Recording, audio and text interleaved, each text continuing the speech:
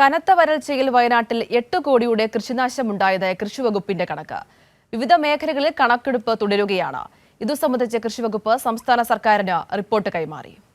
വേനൽ മഴയുടെ അഭാവം വൻതോതിൽ വിളകൾ കരിഞ്ഞുണങ്ങുന്നതിന് കാരണമായി. വാഴയും കുരുമുളകും ഉൾപ്പെടെയുള്ള കൃഷികൾ പലയിടങ്ങളിലും പൂർണ്ണമായും നശിച്ചു. പുൽപ്പള്ളി, മുള്ളൻകൊല്ലി, പൂതാടി പ്രദേശങ്ങളിലാണ് വരൾച്ച അതിരൂക്ഷമായ സാഹചര്യമുണ്ടാക്കിയത്. 6.5 കോടി രൂപയുടെ വാഴകൃഷി നശിച്ചതായാണ് കണക്ക്. 35 ലക്ഷത്തോളം രൂപയുടെ നെൽകൃഷിയും നശിച്ചു. മുള്ളൻകൊല്ലി പഞ്ചായത്തിൽ മാത്രം 35 ലക്ഷം രൂപയുടെ കുരുമുളകാണ് നശിച്ചത്.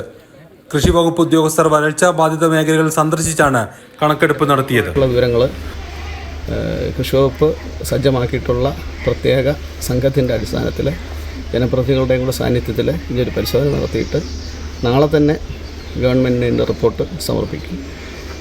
എത്രയും പെട്ടെന്ന് കർഷകർക്ക് ഈ ദുരിതാശ്വാസ ധനം ലഭിക്കുന്നതിന് വേണ്ടിയിട്ടുള്ള നടപടികളുമായിട്ടാണ് കൃഷിവകുപ്പ് മുന്നോട്ട് പോകുന്നത്. തവിഞ്ഞാൽ പഞ്ചായത്തിലാണ് കൂടുതൽ വിളനാശം.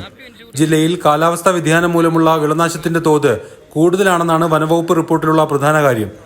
കേരള കാർഷിക സർവകലാശാല വിദഗ്ധരുടെ സഹായത്തോടെയാണ് കൃഷിവകുപ്പ് റിപ്പോർട്ട് തയ്യാറാക്കിയത്. കൈരളി ന്യൂസ്, വയനാട്.